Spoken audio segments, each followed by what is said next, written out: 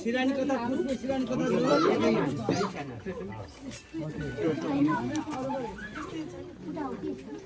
ल कोही फोटो खिच्दिनु न ल अलि माथि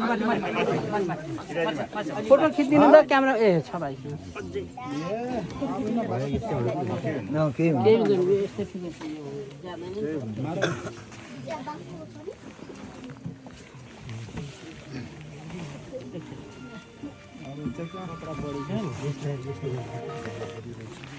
कपडा च्यातम क्या डबलले गरिदिनु हैन डबल नगर्दा छ है म लैजान ला हो नारायण लखै काट्ने ए बिभण्डा र यो त के माथि हिन्दीले अलिकति ढाक्ने र त्यो खै अघि बाबु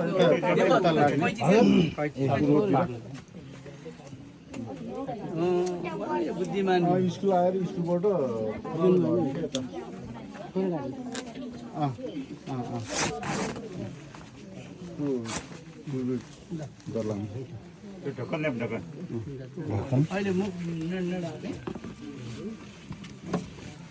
एउटा फुलको माला ल्याउँ त माला कता बनाइदिनु भएको भाइ यसलाई सामान त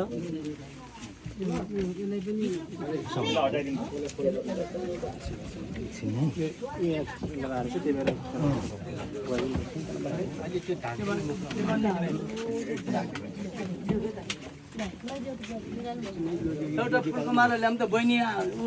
उहाँको श्रीमती लगाउनुहुन्छ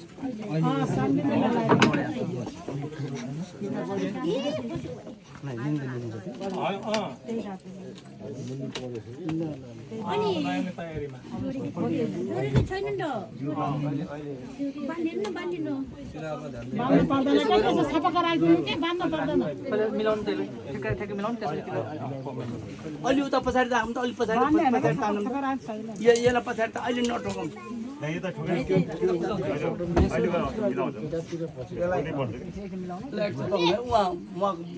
श्रीमती लगाउनु बहिनी आउनुहोस् ल ल दिन्छौँ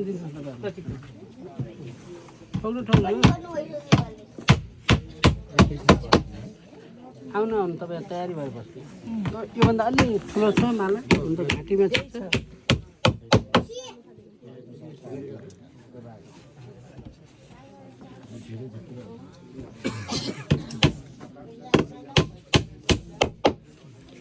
माथि गएर के हुन्छ आसपास सबै देख्नु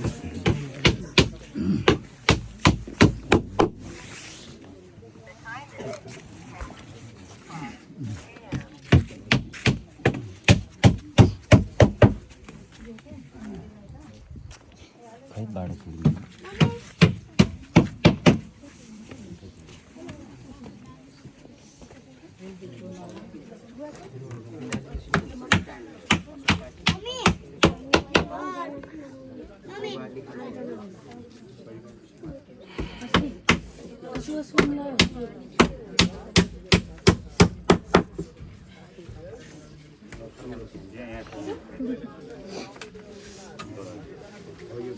ल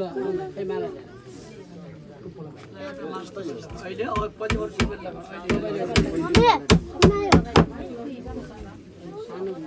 यता किला छ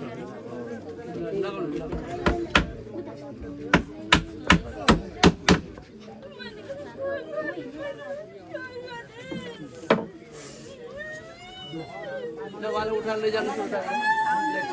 किला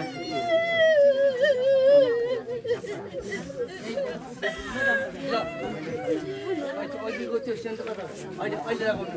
सबैले लगाउने त्यो जान्छ त्यही भएर मैले तपाईँले अगाडि नसोध्नुहोस् भने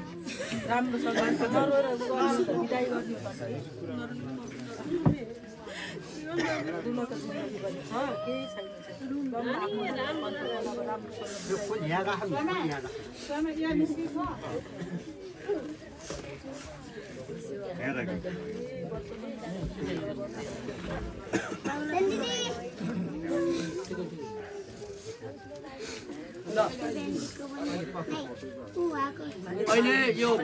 श्रद्धाञ्जली कार्यक्रम सबैलाई हुन्छ है र छोरी मान्छेले त्यता बन्दियौँ छोरा मान्छेले यतातिर लाग्छ म भजन हुनेले त्यो भजनको किताब निकाल्नु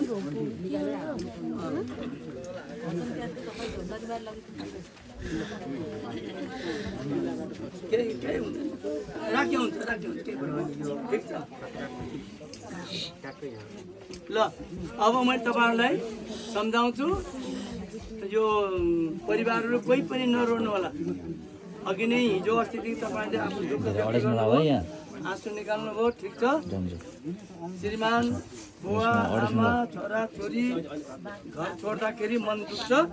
आँसु बगाउनु भयो दुःख व्यक्त प्रकट गर्नुभयो शोक प्रकट गर्नुभयो ठिक छ अब हरेक कुराको समय हुन्छ अब यो किन यो कार्यक्रम गरेका छौँ भन्ने कुरो चाहिँ तपाईँले बुझ्नु सुन्नु जरुरी छ त्यसो भएकोले अलि भाइ तपाईँ दिदीबहिनी तपाईँ सिँढीमा चढेर हेऱ्यो हुन्छ नानी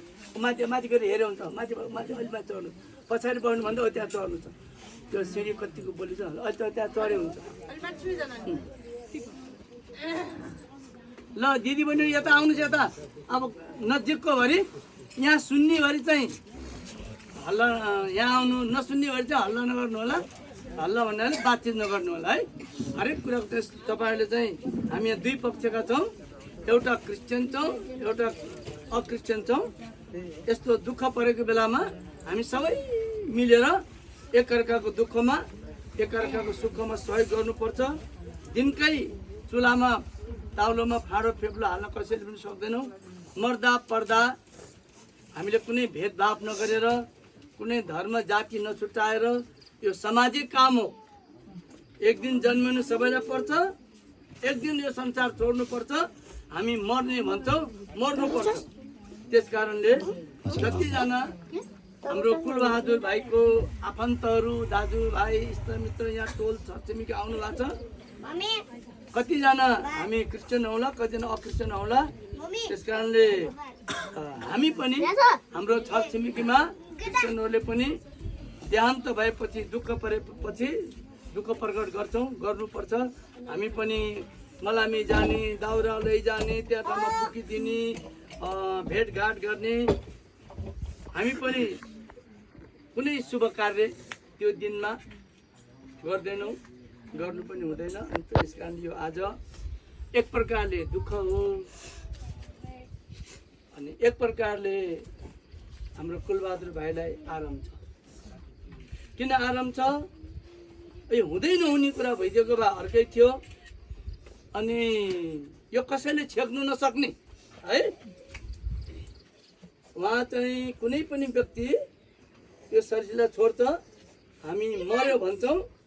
तर हाम्रो बाइबलले चाहिँ मरेको होइन परिवर्तन भएको यो खोर्सोलाई छोड्यो हंस चाहिँ उड्यो आत्मा चाहिँ उड्यो अर्थात् स्वर्गवासी भन्छौँ बाबु नानी नकरा है त्यहाँ माथि त्यसो भएकोले अहिले हाम्रो कुलबहादुर